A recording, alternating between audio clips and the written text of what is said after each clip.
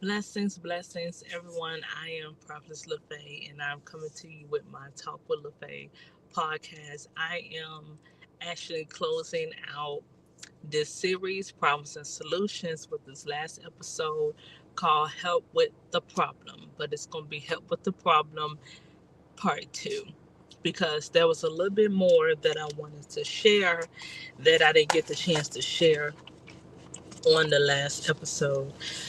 So as we continue to dive in to what I left off at, I left off talking about how recognizing the solution and recognizing what a solution really is and what a solution really is not. Just really, breaking it down for you guys. So I just want to say I've been doing some thought and I was reading my notes and I was meditating and asking the Lord to really give me what to say to make sure that I'm not only going by, experience or going by different things that I have learned as help different people, help your neighbor next to you, but what is it that the people really need to hear?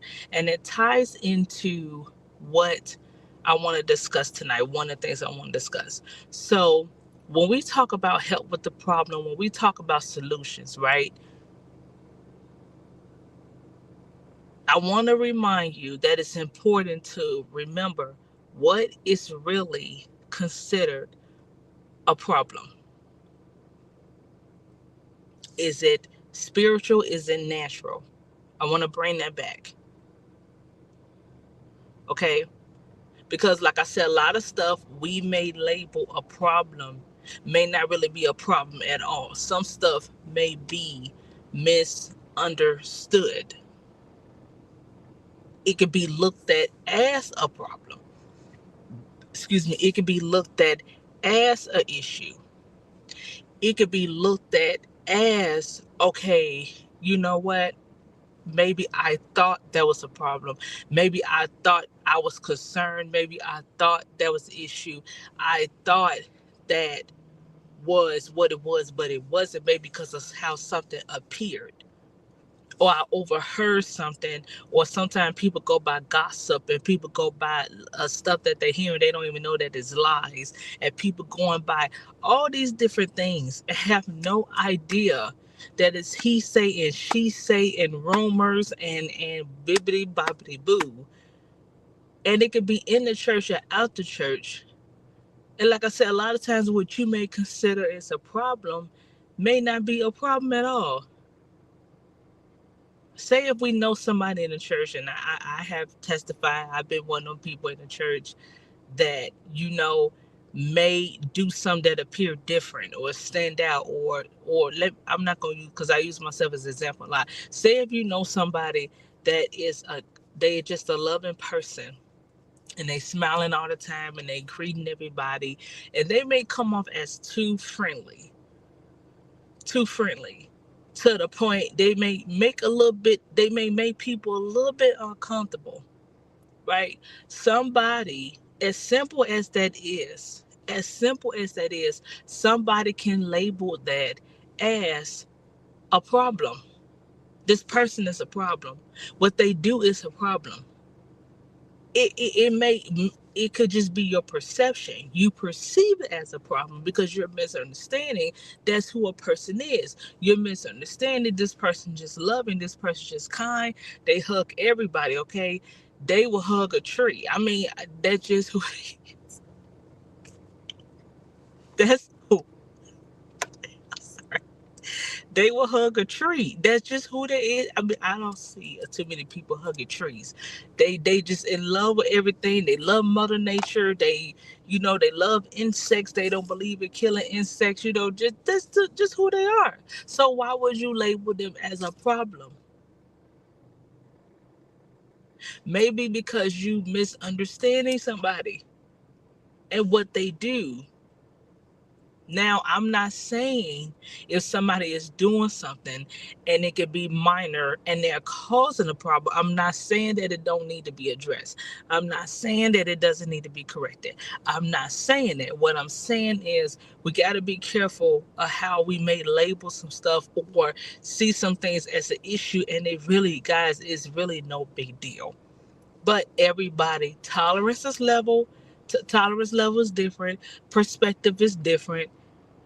you know, you come from a different side of walk of life. So I'm pretty sure if some people met somebody like me, they probably would not like me at all. They probably would think I'm weird, I'm whatever. That's exactly what they would think. They would be looking at me like, who on earth is this?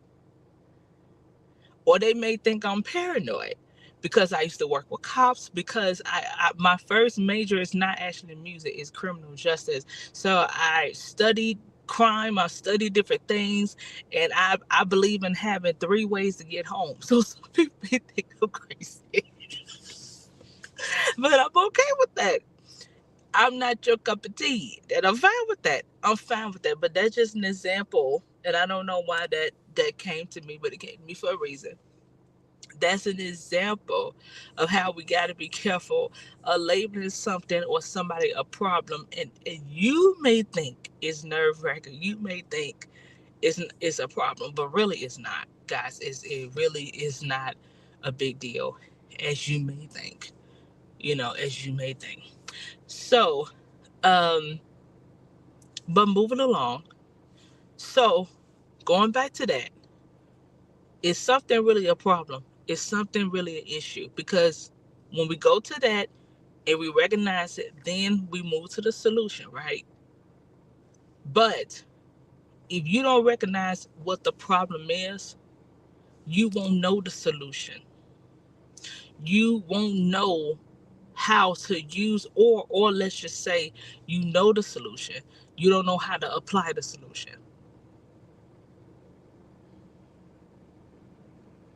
And say if there's a problem going on, you have a solution and it seemed like it's not working. It's not working. This is just, it's like what is this? I'm steady doing this and it's just not happening. It's like no matter what I do, it's not taking place.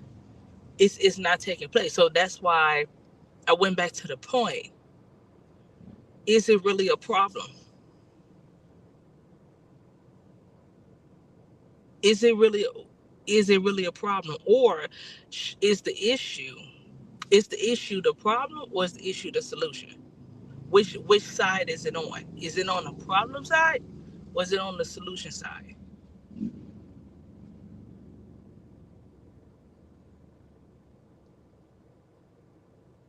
Which side is it on? And why does it sound like I'm repeating the same thing? I don't know. Only God knows. I asked him to give me what to say, and I do my best to explain it thoroughly so it's not confusing, because I know I have a different way of teaching. If something is the solution to a problem and it seems like it's not working, ask yourself, why is it not working?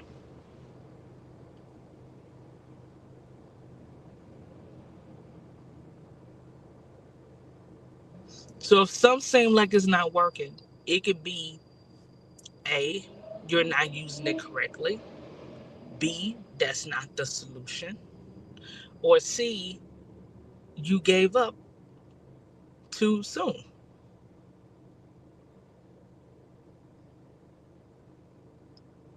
I recognize, and as I watch, as I listen, as I engage, I recognize so much that a lot of things I thought was a problem is not a problem at all. It's a thing. It's there, but it's not a problem. So if something is not a problem, it don't need a solution. Or is if in other words, how can you fix something that's not broken?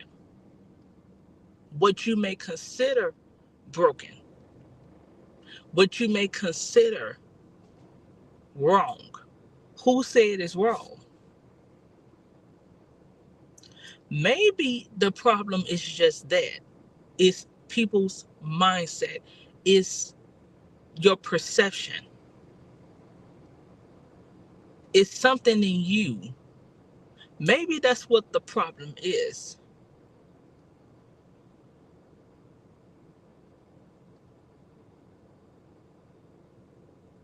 A demon, a spirit, not necessarily a person. Maybe that's what the problem is.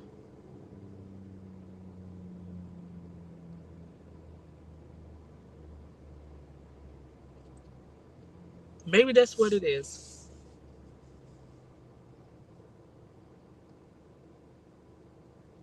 Because once I begin to see that, I'm just like, okay, this lets me know what to do and what not to do, what to change and what to leave alone, using wisdom, not wasting time, not worrying about stuff that ain't none of my business, not worried about stuff that ain't got nothing to do with me, not worrying about stuff that I shouldn't be worried about because it's really not a problem. It's there. But who says, who labeled this as a problem? Who labeled it?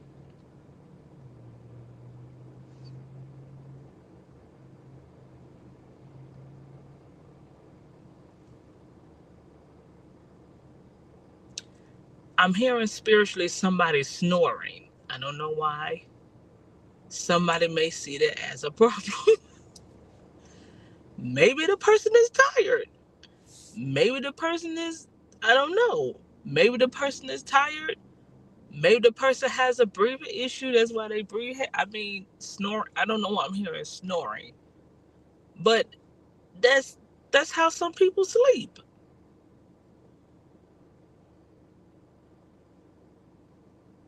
Somebody consider it a problem when somebody is snoring. And maybe it could be a relationship. I'm not picking that up. I'm just picking up somebody snoring. And see, my view on it, I grew up in a house where they didn't really snore that much, but before my parents divorced, or even after my parents divorced, my dad sounded like a fire hydrant. He snore. He sounded like a bear. So maybe I'm used to it. I'm used to it. You know, if he's sleeping in his room, he fell asleep on the couch, and you just hear it.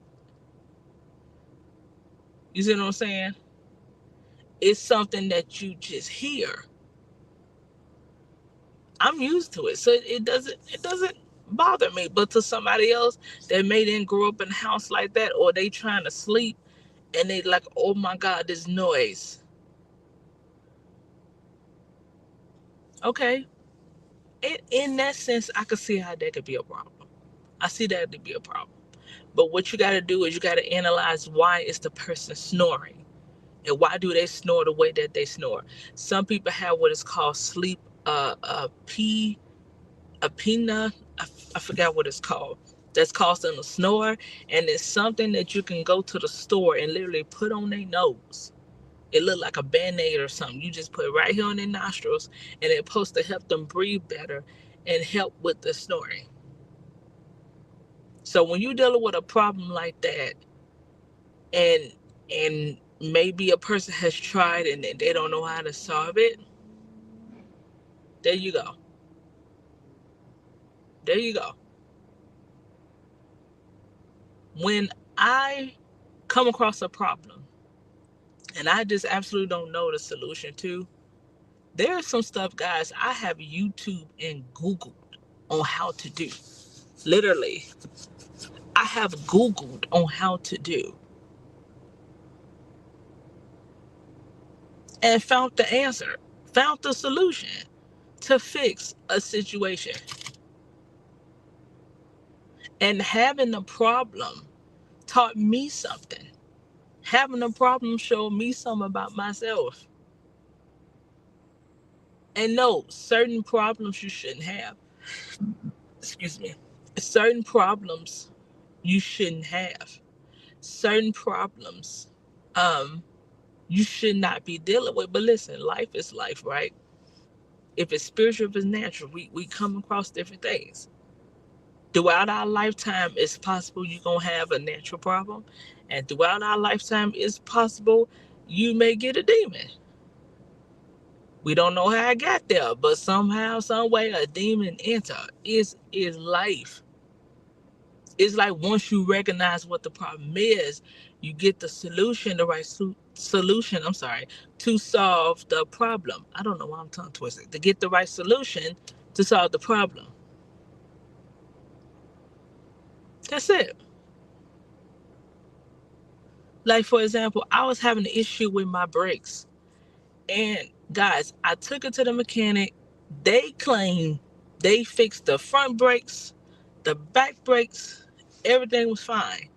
But as I was driving, that brake light came on. And I'm just like, okay, look, I got stuff to do. I got to make sure this car is good and safe to drive. I got stuff to do. I don't got time to be back and forth to the mechanic. So don't worry. I'm currently working on getting another car. I'm working on that. But in the meantime, I'm just like, you see what I'm saying? It's like, are you serious? Why the brake light keep coming on? So you know what I did? I Google and YouTube, and come to find out, the car need brake fluid. But I actually went to Jiffy Loop and found that out too. The car need brake fluid. I just looked it up and researched how to do it. And guys, I was shocked. I was really shocked. Because I told them at Jiffy Loop, I took it to the mechanic. They acting like they don't know what they doing. And I'm just like, da da da da da. And I seen them post something in there. And I'm like, what is that? And they told me and this and that and that. But like I said, when I YouTube, so the solution was kind of given to me. I can't cheat. It was kind of given. I put that out there. But anyway, I researched it, YouTube it, and I'm just like, that's okay. I'm gonna do what they did. I Google the type of brake fluid for the car because it's a specific time. I got the kind, put it in there, and that fixed the issue. I'm like, are you serious?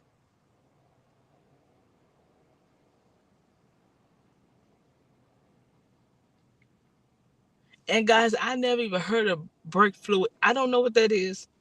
All the cars I've driven, I ain't never had this problem, but it was good to learn, to experience. So when I get my first car, unless it's electric, I'm gonna know what to do. Cause doing this job done taught me a lot about cars. I gotta learn how to change a tire. That I don't know how to do.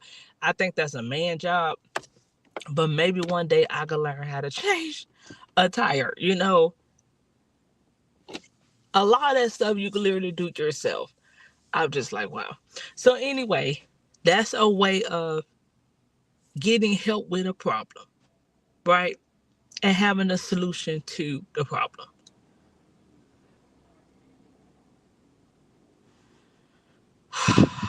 Um,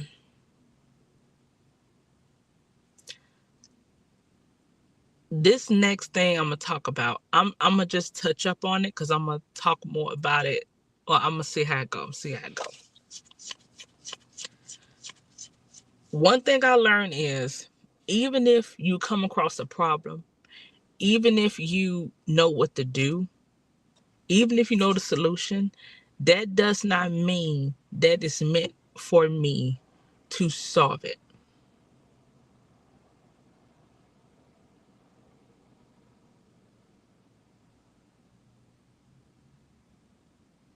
I'm gonna say that again. Even if I come across a problem and I know the solution, that does not mean that it's meant for me personally to solve it. That doesn't necessarily mean that. So we have to be open and mindful of that, because I've realized I have overextended myself. I realize I have done too much. I realize I have overdid my part to the point that it will backfire.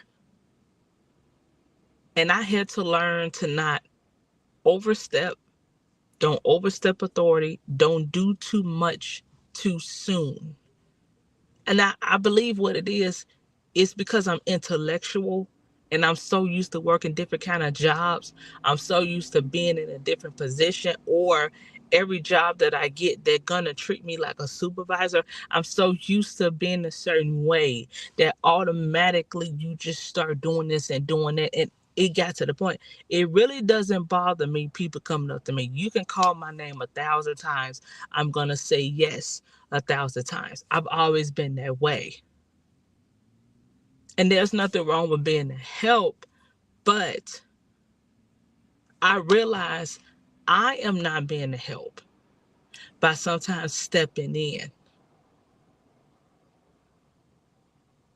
Sometimes it's not a good thing, or too much of a good thing is not a good thing.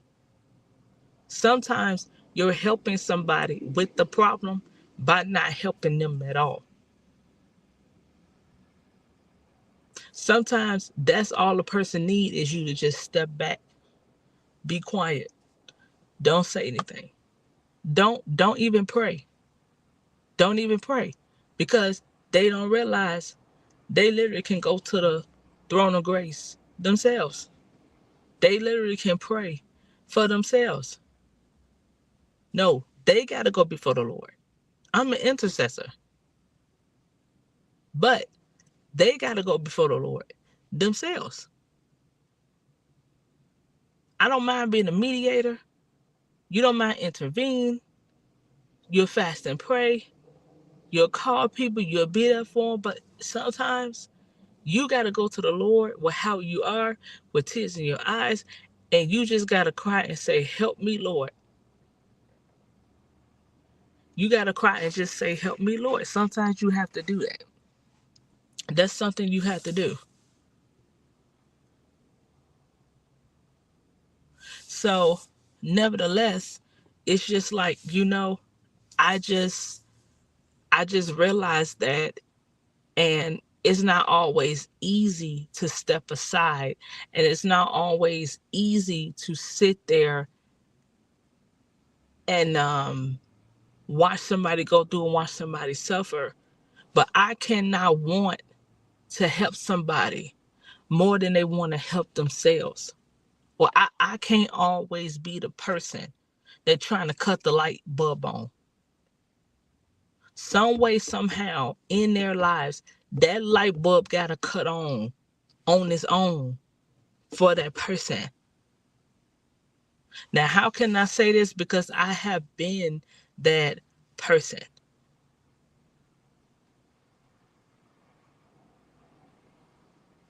I have been that person that so many people have came to me and said this and said that, and that was part of the problem, because people was not allowing me to see what everybody else is trying to say what the problem is. Everybody else is trying to get me to see, but it's something that I had to see on my own. And when I seen it for myself on my own, it did hurt. It didn't feel good. I was embarrassed. I'm just like, all this time, I did not recognize that this was going on all this time. How could I not have seen? Where was my mind at? What was I thinking? What was going on that I did not recognize this? I was somewhere else.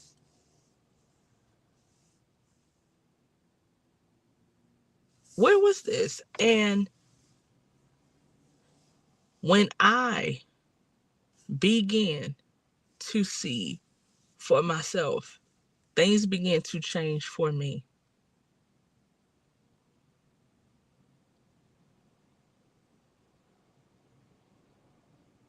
I got to the place where mama could not hold my hand.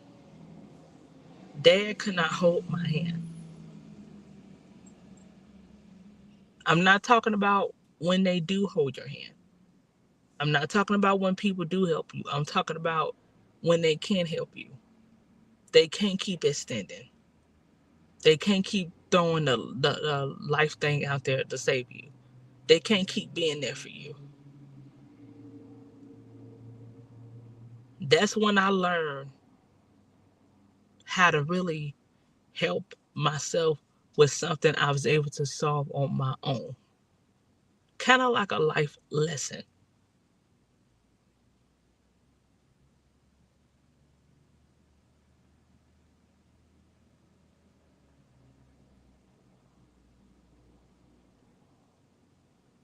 So to that person that may be in a situation where you're not getting help, you want help to a problem, it's a particular problem that you not getting help, may be the reason why you're not getting help because you don't need it.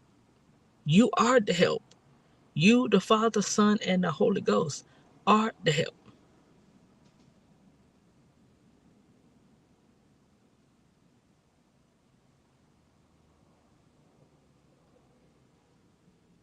And then there are some problems where you do need help. And God knows, and I promise you, you will receive the help that you need. You may not know when it's going to happen, how it's going to happen, but you will receive what it is that you need.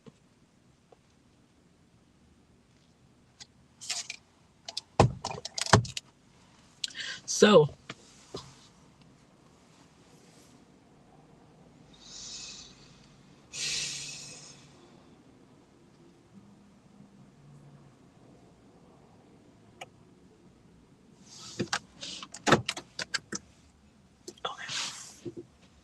I promise you,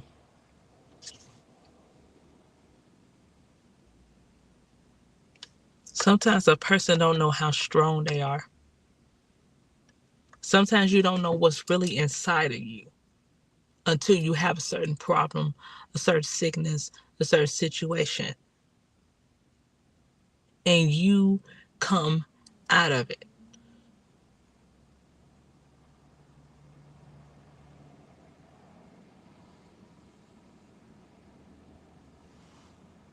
And come out of it. And then the help to the problem.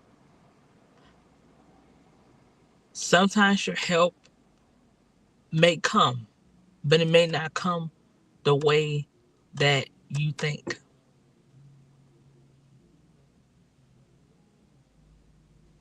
The help to the problem, it may require for you to do something you don't want to do. It may require you to swallow your pride. It may require you to put up and tolerate some things that you really don't want to put up and tolerate with. For example, if you need a job, it's just an example. If you need a job and you've been applying and applying and applying and you ain't getting no job, but then someone comes and offer you a job and that job requires that you sweep the floor, that you clean, and you may be like, I don't want that job. That may not be what I want.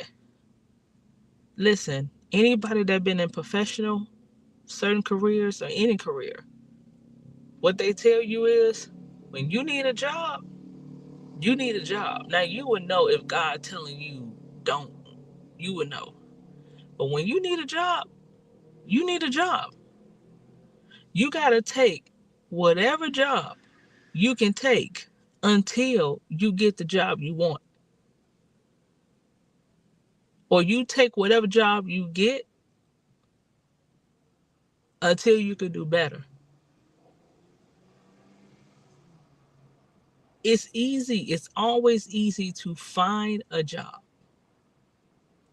When you have a job, then when you don't have a job.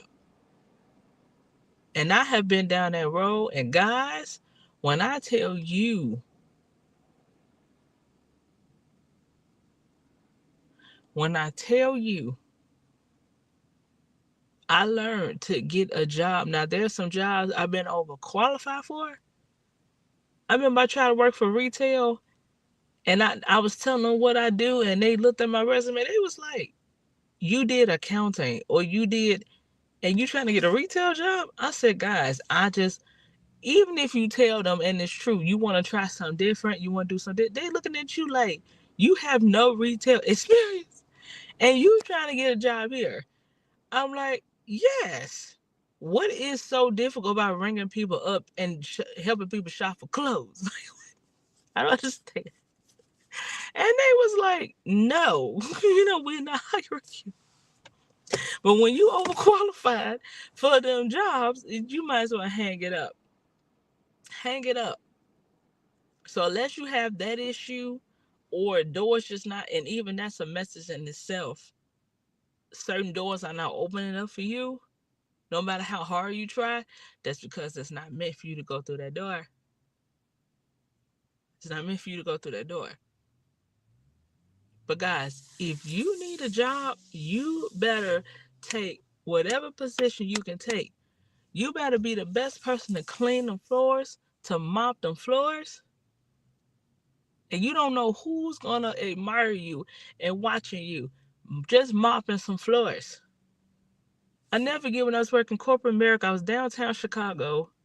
While I was working and putting myself to school, and I was working a job, and I was scanning documents.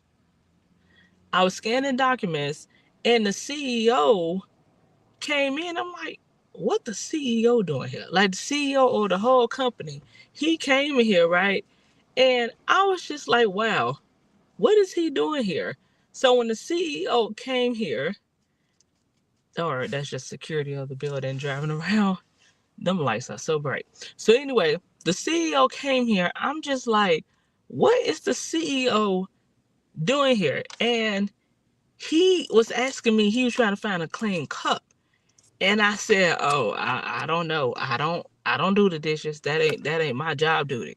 And he was like, is this cup clean? I said, sir, I don't know. I do not know. And he was like, if this cup ain't clean, I drink from this cup, I'm gonna find you. We gonna see about that. I tell you. Anyway, the CEO liked how I just scanned documents because I had these long. I looked like a Barbie doll. I had these long nails. They was a tad bit longer than this, and I could just d and scan that stuff like one nothing. And people would be looking at me like, "How's you scanning these medical records?" I'm like, "Nothing. I just got my headphones on, and I'm just doing my job. That's it. That's all." And that sparked the interest in some people. They was like, we see what you're doing, but we know you got a skill set. We see your skill set. And that offered another job opportunity. So anyway, to doing more data entry stuff. So anyway, I said that to say, be the best that you can do at your job. Whatever that is. Whatever that is. You know? But sometimes the help is gonna come in a way that you don't know. Excuse me. It comes in a way that you don't know. Even I have a decision that I'm gonna be honest with you. I'm like, I need to do what? You telling me to do what? I'm like, okay. You know, I need to meditate because this cannot be God. That ain't God. I don't care what you say. That ain't the Lord. I'm hearing voices because that's not Jesus. I'm hearing voices. I'm not doing that. You can punish me however you want. I had to kind of talk to the Lord. Like, I ain't doing it. You call me stubborn. I wish I would. You want me to do what?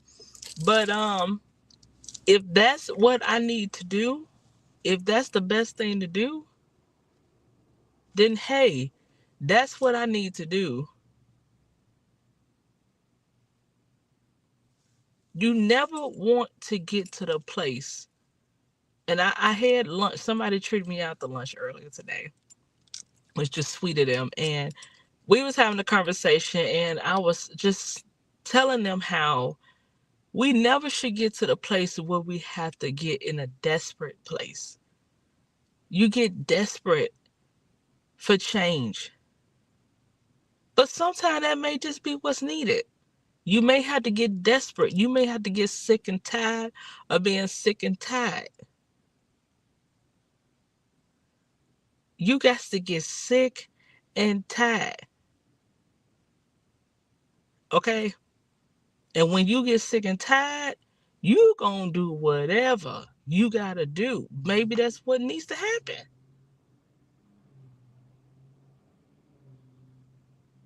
That's exactly what needs to happen. We should never have to always get to that place though. We should be able to do stuff.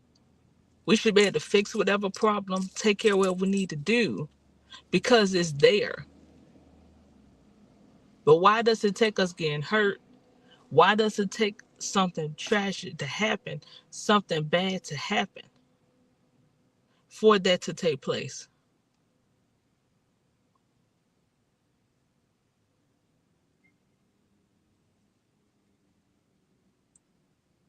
Why?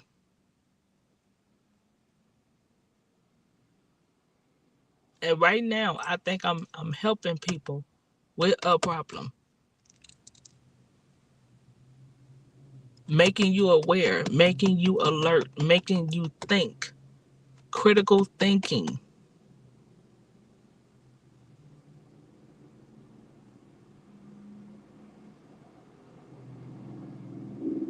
I know for me, I can't speak for nobody else. I know for me, thank you, Jesus.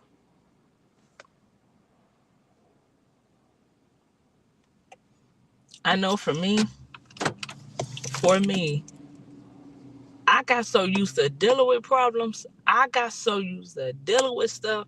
I just be like, forget it. I just be like, whatever.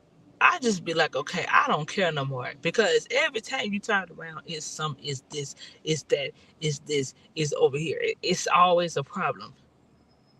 So yes, you live your life with problems. You get used to some problems being there. But not to the point that you ain't taking the time to solve them. Or at least you try. You fail, you get up and try again. Okay, that ain't work. That solution didn't work. Okay, you find another solution. You find another solution.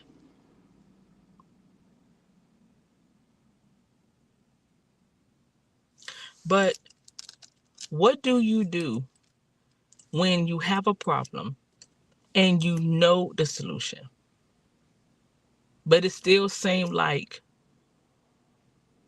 you ain't really getting nowhere? You got to ask yourself, could it be I'm not using it correctly? Or could it be I gave up too soon?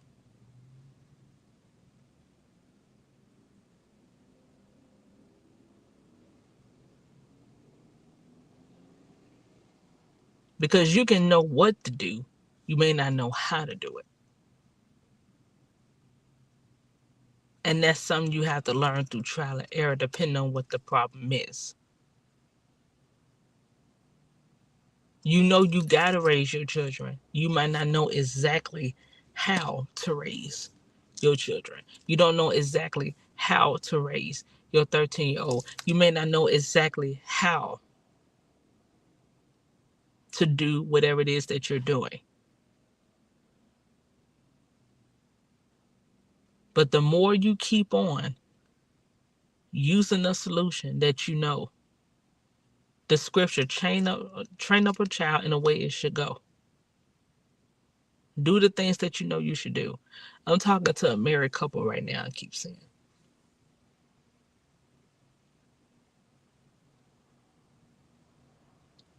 two married couples actually. When you know, yeah, two married couples. I keep saying, when you know the solution, you may seem like it ain't doing nothing, and it may make you look bad that you doing the solution and ain't really getting no results. I want to encourage you to keep doing it. To keep doing it. My problem was my work schedule because this job is not just a job, but it's entrepreneurship.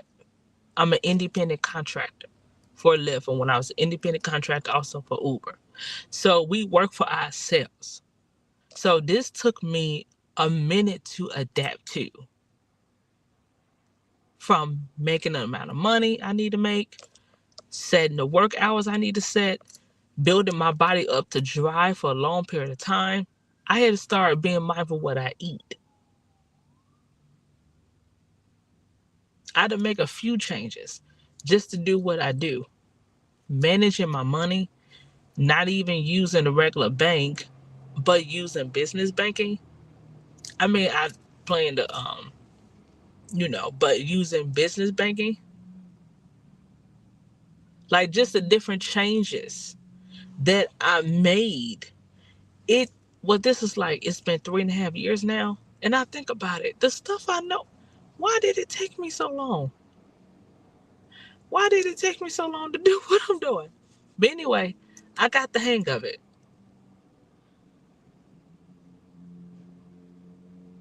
I got the hang of it. But my job schedule, I didn't know how to deal with the ups and downs of this job, how to deal with when it's slow, of learning what works better for me. Is it working during the day? Is it working night? How does God want me to move? If I'm a minister and if I do different things, you know, I have to calculate that in there too. So I came up with a strategy. I came up with a way to do what I was doing. And it was working. It was working. I didn't know how to use the solution, but I eventually got the hang of it. I got the hang of it. And I met somebody who does the same thing I do Uber. I met her when I was trying to charge my car, and she was just telling me some things and giving me some, wisdom on how she do it. And she was in her 50s. And she made a little bit over 6 figures doing this job. I think it's 106 she made. She made 6 figures doing this job. I ain't gonna tell you what I made, but I will tell you that, I've been making it work.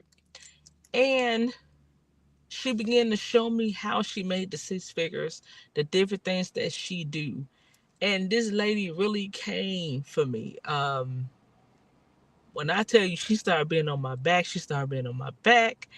And I had to listen, even though it was hard to hear. And this lady caused me to have an anxiety attack. It was hard to hear. I had to listen to what it is that she was saying and why she was saying it. And I'm not going to say everything that she said, but I'm going to just say she was showing me how she made 6 figures. She was showing me how she do what she did. But the problem was, and even though some of the information I actually used, some of it, not all of it, because I tried some things away and I was like, Lord Jesus. I learned that when you have a problem or you're dealing with something, you know the solution. Don't let nobody change you. Do things the way you do it. Don't let nobody change you. Because what may work for you may not work for everybody.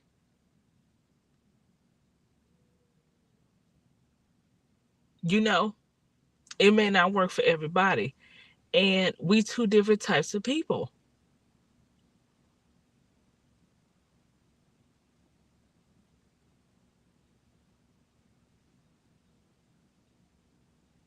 So the lady did help me improve doing the job. I did begin to see a difference and notice some things. But I had to learn to stick with how I run my business. How you run yours is different than how I run mine. The only thing I stopped doing, I stopped buying soda and snacks for people. I may keep some water because I've had some people get in my car, they want to take medicine or they have an anxiety attack or they drunk. And, but I stopped picking up a lot. I don't have a lot of drunk people in my car like I used to, but maybe some reasons why people may need a little bit of water. And That's the only thing I may keep in my car. I stopped buying stuff because they started counting my money. Or they was trying to count my money. They want to know how much money I made. Because they're like, this girl buying many bottles of Coca-Cola. And I'm just, you would think all you need to do is just ride.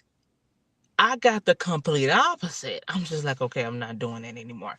But, you know, I'm not doing it anymore. So I say that to say I went to the Lord about it and I learned the solution, and the Lord gave me the solution. And when the Lord gave me the solution, I learned to stick to it, and I learned to stop worrying about what people are saying, and I learned to stop, trying to do what this person doing over here and just do what he gave me to do. And once he gave me what to do, stick with it. And the lady was just so critical, and the lady had so much to say. I had to put my foot down and let her, like, I didn't get disrespectful with her, but I had to be honest with her. Like, I hear what you're saying, but just because excuse me,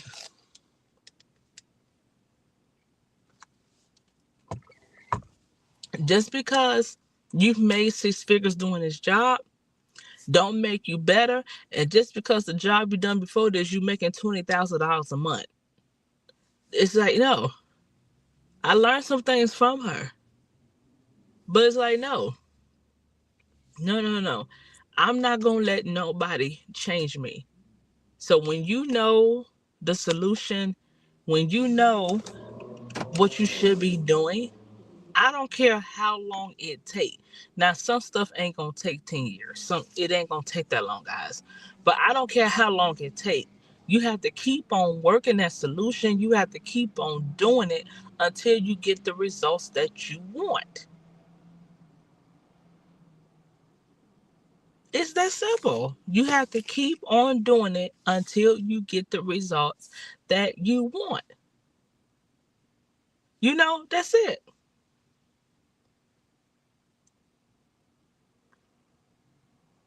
And don't let nobody change you.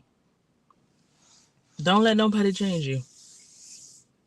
Sometimes listening to people because they older or this and that, sometimes that could lead you the wrong way.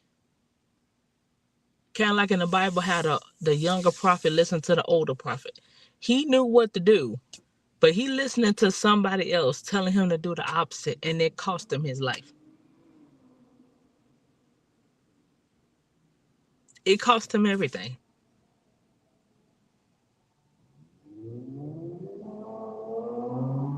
Because sometimes just because somebody is older and done this and done that doesn't mean that that may be the solution. You can still look at them and be like, okay, they put the work in. They did this. She's more picky with the rides. She don't tolerate anything and everything. She don't let just anybody in her car. She only does airport rides. She only does reserve rides. She only does this. She only works these times of hours. She only drives these type of cars. Okay, you will look at what she does. But at the same time, you got to look at what works for you. She's helped me step my game up a little bit. And I don't accept every ride because I realize some stuff is not worth my time. I almost thought about doing what some people do. They only do city to city. They don't take people to school. They don't take people to work. They don't take you to Bonds. They don't take people to CVS.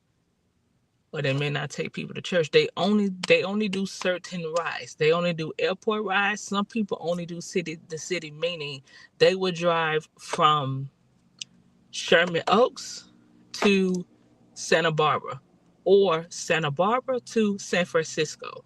They only do city to city. That's all they do. They'll do nothing else. Because I hear somebody else that does this job, but she was telling me, you got to get out the city. You got to drive to different areas. And I was just like, that's kind of far. Do you know how much gas? Do you know how much gas I'm going to drive 275 miles going that way and about 300 miles coming back. It's like, no, but that's what some people do. Everybody is different. But I recognize I can't work the same way that they work. I have to do what works for me. So I had to learn to tighten up and change on my schedule, but do it the way that God wants me to do it. Do it the way that the Lord wants me to do it. Because when I tell you guys, I was trying so hard to get off the night shift. And my way did not work. I said, okay, Lord. Okay, Lord. Okay, Lord. I ain't going to argue. I ain't going to argue. But my God, because this is not working. But I do what I'm supposed to do right now. And then the next part of my life, I do what I need to do there. So problems are a part of life. Problems will be solved. And guess what? New problems will arise. New problems will arise. New problems will come. But what do? We go to God for the solution, or we be open, because you never know how the solution is going to come. Not everything is so spiritual. And you will learn to discern what is the solution, what is not a solution, what is help, what is really not help. And how you'll be surprised how you can really help yourself. You don't have to help nobody else. I mean, nobody else has to help you. You can do it on your own. And then the problems that you do need help with, you will get the help that you need. You will get the help that you need. If you sought the Lord, and trust me, I've learned this too. Don't be ashamed, because some stuff can't be disguised. It don't need to be disguised. It needs to be brought to the light. Because when it's brought to the light, it can be solved, it can be resolved. You can try your best. Some stuff can't be covered up. And some stuff don't need to be covered up. It may be a little bit uncomfortable. It may be a little bit embarrassed, but some stuff don't need to be covered up. Some stuff need to be dealt with.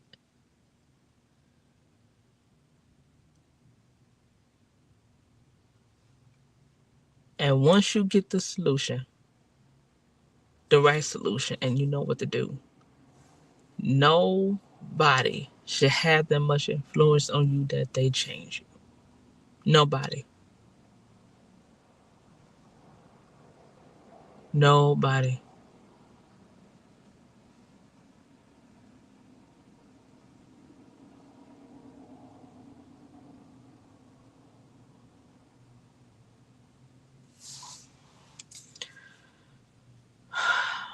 My prayer is that you will look at problems and solutions differently,